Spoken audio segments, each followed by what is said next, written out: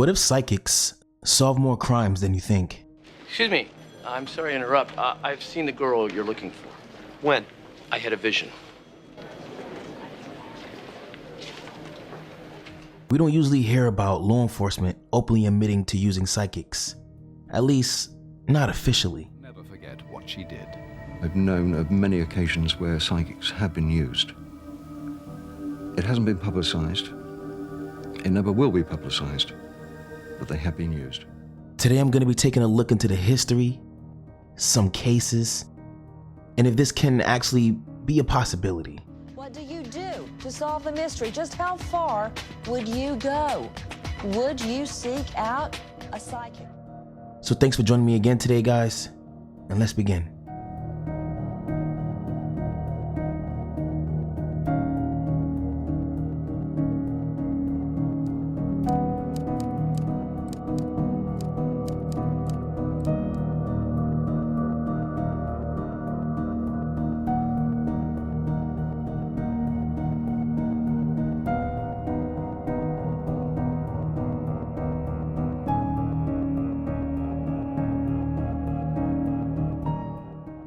The roots of psychic practices can be traced back to ancient civilizations. Before 500 BCE, China, Egypt, and Greece engaged in divination practices. Moving to ancient Greece, 8th to 4th century BCE, oracles played a significant role, with the Oracle of Delphi being prominent during this period.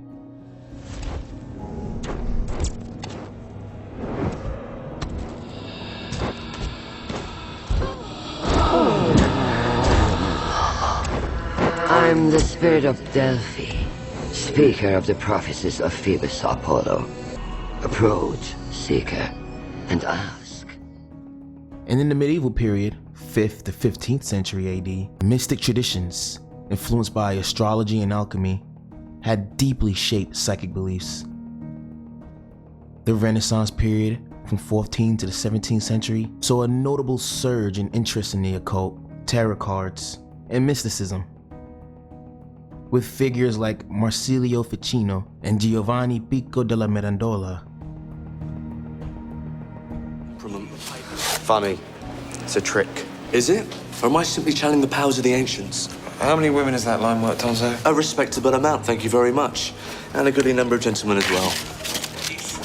Well, a card can symbolize not just one's temperament, but one's fate. Do you dare see yours? Contributing to the exploration of esoteric knowledge, the Fox sisters, Margareta and Kate, became pivotal figures in the burgeoning spiritualist movement.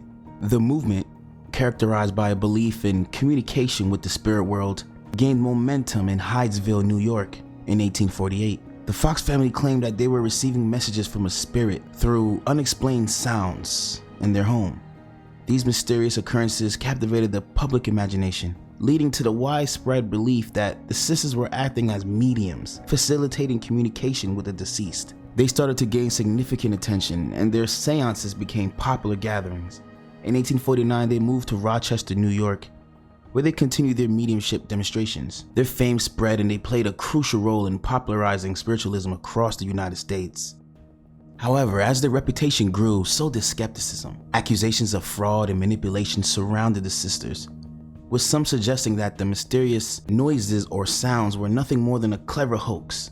Despite this, the impact of the Fox sisters on the spiritualistic movement was immense, so immense, in fact, that the events of Hydesville had set a precedent for the broader spiritualist movement, which gained traction throughout the late 19th century. The belief in psychic phenomena, sparked in part by these sisters, contributed to a context in which psychics were viewed as potential aids in solving mysteries and crimes, when traditional police investigations have exhausted all of their standard options.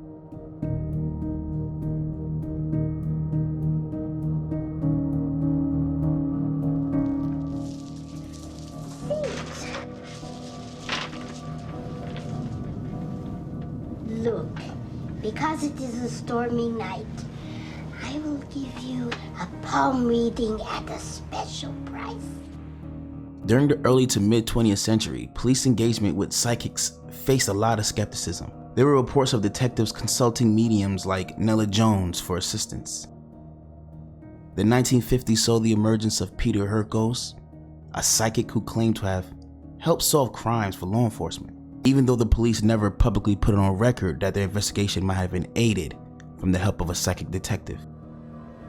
Nella's role in its recovery was never officially recognized, but the officers involved will never forget what she did.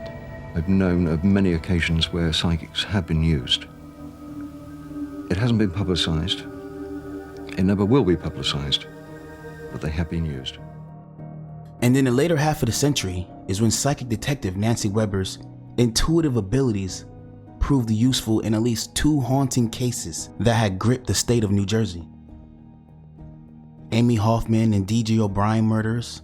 In 1982, the lives of Amy Hoffman and D.J. O'Brien were abruptly extinguished, casting a cloak of uncertainty over New Jersey. Into this darkness emerged Nancy Weber, a psychic whose connection to the metaphysical became a beacon of hope. In her psychic visions, Weber traversed the labyrinth of these unsolved murders, revealing the faces of the perpetrators and the chilling scenes of the victims' final moments. The crime scenes, marked by sorrow, became the canvas upon which Weber painted a narrative that unveiled the orchestrator of this tragedy, James Kodatich.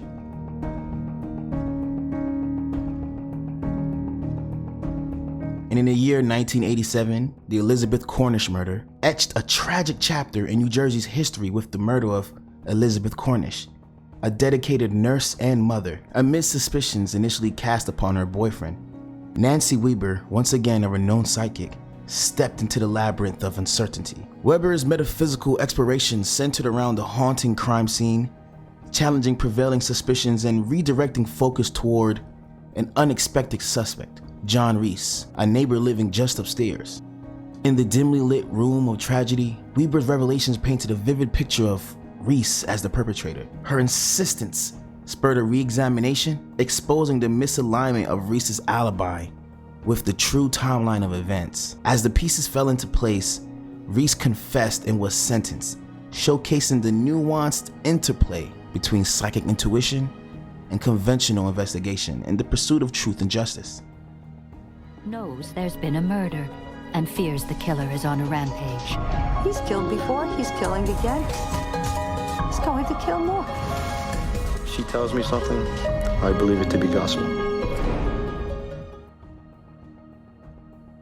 Amid the heightened media coverage of psychics in the late 20th century, one notable case involves psychic Dorothy Allison and her collaboration with law enforcement on the infamous Atlanta child murder investigation. Hopefully the sooner the better. I think it'll make this going to really terrible.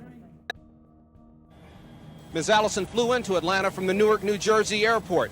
She just got here about 3 p.m. She brings with her, though, a track record of 14 murders she claims she's helped solve. She also brings a ray of hope that maybe her special gift can help stop the vicious crimes here. That hope was heightened when she told reporters she'd had a vision during her trip to Atlanta. I can get a name. What we need is physical evidence, and that's what I'm here to do. But you can bet that I won't leave until I get the killer. Have you had visions exactly on these? Yes. In fact, I got some coming in on the plane, which I will discuss. No, I can't tell you. We cannot ruin any cases for police. I've done police work for 13 years. I'm certainly not going to hurt their case now. Are you confident you'll be able to solve this crime? I'm positive. I'm not confident. There won't be any more dead. I'm here now. Known for attempting to solve many cases, including the Son of Sam, many kidnappings, many homicides, and many disappearances as well. In 1978, Atlanta was gripped by a series of horrifying crimes where numerous African-American children were abducted and then murdered. The city was in a state of fear and desperation, prompting law enforcement to explore unconventional avenues for leads. It was in this context that psychic Dorothy Allison offered her assistance to the investigation. Dorothy Allison, known for her claims of psychic abilities, asserted that she could provide insights into the whereabouts of the missing children and details about the perpetrator. Law enforcement was facing immense pressure to solve the case, decided to work with Allison. During her collaboration with the police, Allison provided information and descriptions that she claimed were received through psychic means. The details she offered were intended to guide investigators towards solving the crimes and bringing the perpetrator to justice. Now, while Allison's collaboration with law enforcement in the Atlanta child murder investigation garnered attention and momentarily highlighted the potential use of psychics in high-stakes cases, it also underscored the sporadic and often controversial nature of collaborations like these, psychic and the police force. Despite instances like this, psychic involvement in police investigations continue to lack systematic integration into law enforcement protocols, maintaining an air of skepticism within the broader criminal justice community. This is part of the reason why no police case will openly admit to using psychics on it.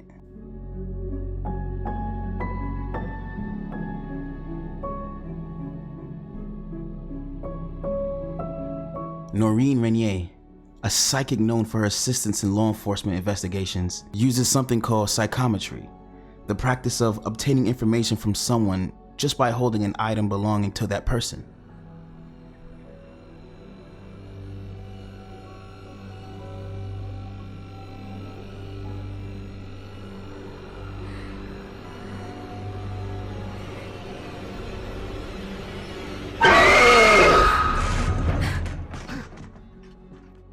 Renier's ability has led to the claims of providing leads that guide officers to undisclosed locations or point to previously overlooked suspects. However, skeptics argue that her clues are nothing more than educated guesses achieved through cold reading. Now, she was born to a French Catholic mother and a Lithuanian father. Renier initially had no psychic experiences during her childhood. Her first encounter with the paranormal actually occurred in 1976. When she had a sitting with a medium called Anne Gaiman. This experience sparked Renee's interest, leading her to delve into books on psychic activity, meditation, and mediumship. Subsequently, she became involved in practicing and reading her colleagues, which eventually resulted in her dismissal from work. A lot of phonies out there, defrauding victims who are desperate for answers. Any bona fide psychic will give you references. Check them out.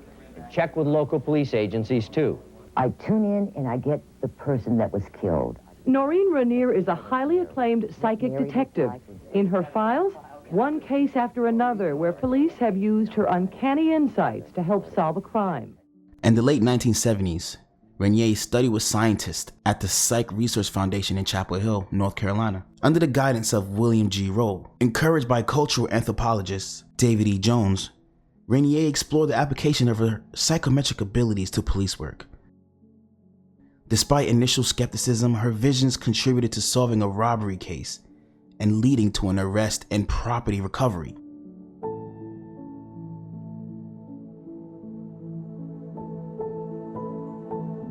By 1979, she had moved to Virginia and worked on various cases, including the capture of a serial rapist in Staunton. She has since collaborated with law enforcement officials across the entire United States, gaining recognition and endorsement from figures like Robert K. Ressler, a retired FBI special agent. Her predictions, including foreseeing President Ronald Reagan's shooting, have earned her endorsements as an important investigative tool. Notable cases she has been involved with include the Cologne, New York double murder, the Cassopolis County, Michigan stabbings, and the New York City Zodiac killer, a copycat murderer emulating the unidentified Zodiac killer in San Francisco. A Mind for Murder, co-written by Naomi Lux, serves as her autobiographical account of life as a self-styled psychic homicide detective. Her contributions to various books on psychics and paranormal investigations highlight her impact on the broader discourse surrounding psychic abilities and their role in criminal investigations. She also claimed to assist in the notorious B2K killer case as well. The BTK killer, later identified as Dennis Rader, terrorized Wichita, Kansas for several decades with a series of heinous crimes. The case went unsolved for many years, creating a sense of urgency and frustration within law enforcement. In 2003, Renier stepped forward, asserting that she could provide valuable insights into the BTK case. She claimed that her psychic abilities that allowed her to connect with the energy surrounding a crime scene and the people that were involved in the crime scene would have been an immense help. And now law enforcement, grappling with the challenges of solving a long-standing and complex case, decided to explore her purported abilities. She was brought in to assist investigators, offering her psychic impressions and visions in an attempt to aid the search for the BTK killer. Renier's involvement in the BTK case generated media attention and public interest. However, the outcome of her collaboration with law enforcement was met with skepticism. Despite her claims, the BTK killer was eventually apprehended in 2004 through more stated traditional investigative methods, such as the analysis of a floppy disk he had sent to the police. The BTK case and Noreen Renier's role in it underscore the challenges and controversy surrounding the integration of psychics into police investigations. Now, the official report for this case states that it was police work that apprehended the BTK killer, but after decades? The police didn't get the guy until after the appearance of Renier to the case and her psychic abilities. And this was an extremely long case. I personally believe this was another example of police officers making reports and not mentioning whenever they had to use a psychic to help solve crimes. I wonder why. Oh, the police should always get the credit. I'm just part of their investigation, like a informant. I'm just a tool they can use. When I first had the opportunity to do the interview with Noreen, I was a skeptic. But the more I spoke with Noreen, there was a lot of items and things that she had told us about that was right on point, very, very accurate. There's a lot of people who claim to be psychics, but there's, I think, only a few that really are. And I think Noreen would probably fall into that class. These cases, and many more, challenge the skepticism around psychic contributions to solving mysteries. While controversial, the story suggests that in some instances, psychics have indeed played a crucial role. So what do you guys think? You think psychic abilities are real? You think we're being suppressed in some way, shape, or form to where we can't access our innate abilities? And do you think police officers use psychics a lot more than we've even realized? Let me know what you guys think down below. Please comment and subscribe, everyone. And be safe. You a good cop or a bad cop? Oh, I'm not a cop. I'm a psychic. Sure you are. That way, so we figured that she was walking home, but from where, we're not sure. She was with me. And who are you exactly? I was Rosemary's spiritual advisor. I'm sorry, did I hear that correctly? Okay. Oh, so you knew that this murder was gonna happen? I didn't know. Her husband knew. I just passed the warning along to Rosemary. Okay, got it. By her own admission, she's either a channel for the energy of the departed souls, or she's involved in this murder. So you got a choice. You can call Ghostbusters, or we can take this lady downtown.